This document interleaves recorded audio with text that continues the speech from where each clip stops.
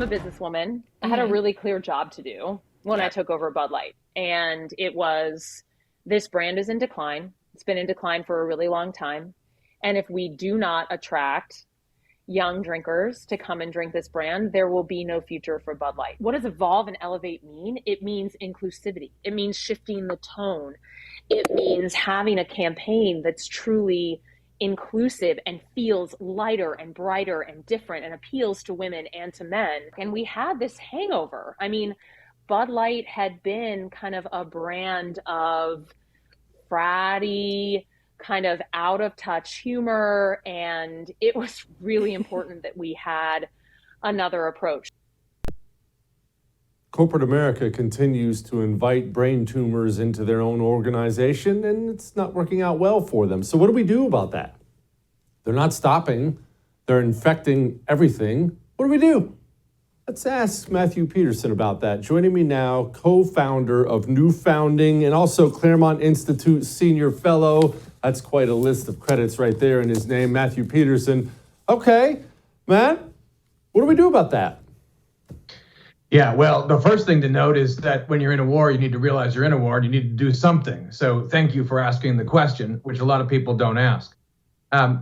Let's take this example because it's really important to see how embedded this stuff is, right? And just unpack it a little bit. So there's kind of an unholy triangle between woke research firms, which get paid millions of dollars to tell woke marketing executives at companies like Budweiser that what they should be doing to make money, of course, is all this woke stuff. And then they give even more money to woke advertising agencies to run woke campaigns. Now, this happens regardless of how many people at these organizations, right, feel differently about politics. And the problem is the way these businesses hire right now, they're looking for the same degrees. This woman, I don't even want to know her background. I haven't even looked at it. I feel like I already know it. We all do. They hire the same kinds of people who do the same kinds of things, and they all work together to promote this agenda.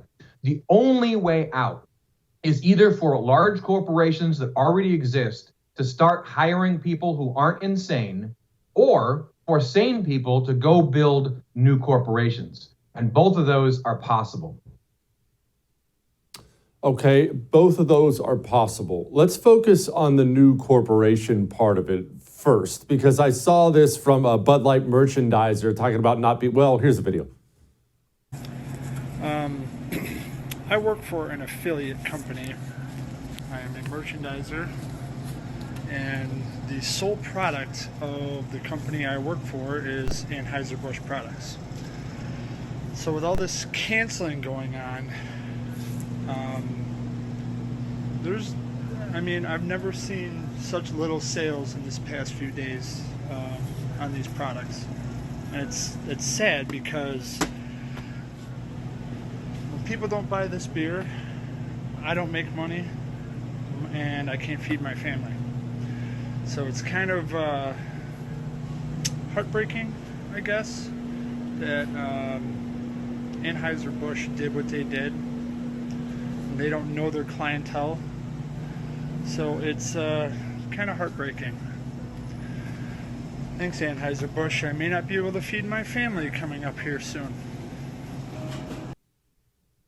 Matt, I feel bad for that guy. Maybe because I have a relative in my own life who's stuck in the corporate world, getting a brand new rainbow email every week. Miserable. And they want out. They want to make money. Obviously, they want to support their family, but they don't think they have anywhere to go. What do they do?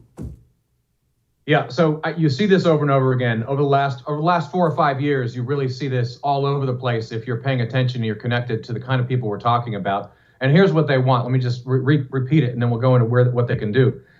Look, people, it's not that they're cowardly. These are people who just aren't suicidal. Like, they don't know where else to go. They're willing, even in some cases, to take a pay cut to move to a red state. They want out of the madness. They realize that it's equity over excellence all day long, and they have to get out. A lot of them think they're going to have to resign on principle or be fired at some point, and that's probably true.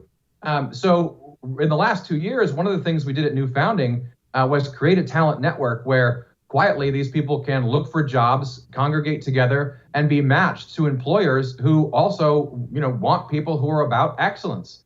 And that's the only way to fly. If we don't band together, it's over.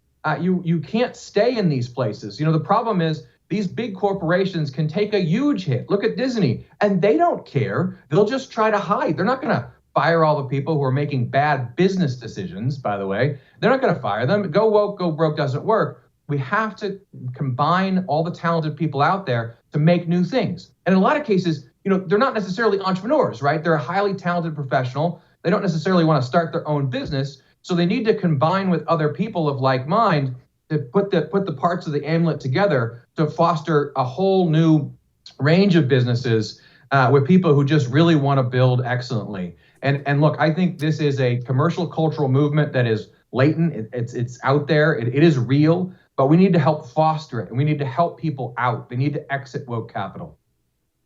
Absolutely. All right, now let's, before we come back to new founding and this new network, new parallel economy, let's focus on something you just said there. They don't care about taking a hit.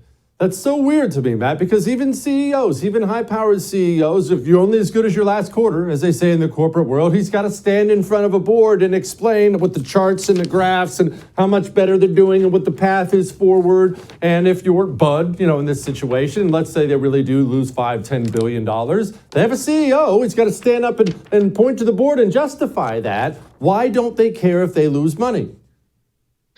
Well, here's the thing. If the board, like in the case of Disney, has people on it who are okay with their daughter having a hysterectomy because she's confused about her gender before she reaches the age of 18, the board may not be entirely sane.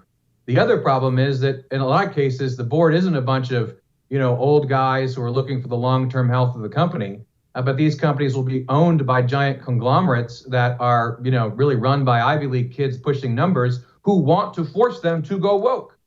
So the thing what will happen is, of course, they'll realize if they take a big enough hit like Disney did, well, we have to steer around this. But they're not going to solve the problem. They're going to try to subtly hide and mute the wokeness, right? And they'll just keep going in the same direction. They never actually root out the problem. They feel as if it would be career suicide in elite society to actually say, you know what, all these woke people are fired. And they're so big that, again, it's not like they've completely gone bankrupt. They haven't gone broke.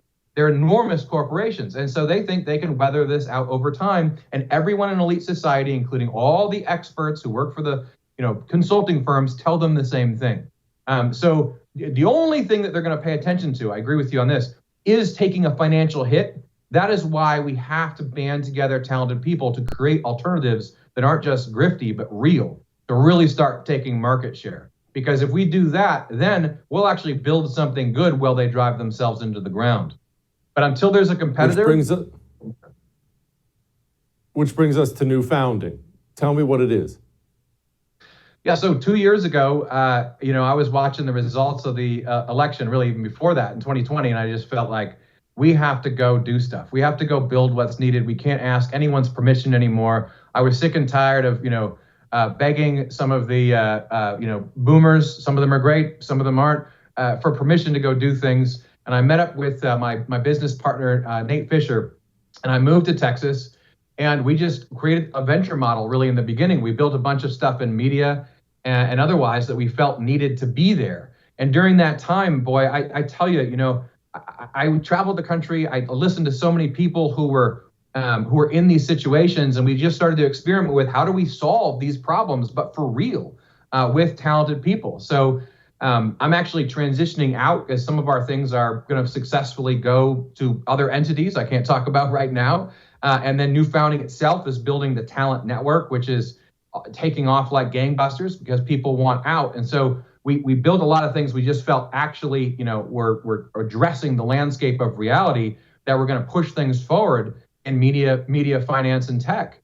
And at the heart of it really has to be connecting investors with entrepreneurs and talented people together to foster. It's not even a new economy. It's really just the actual American economy that hasn't been taken over by woke communists.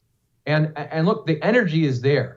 I'm telling you, like it's a terrible thing to look out in the news. I know today, but I think that we can do this. We can take action, and that's what this is all about.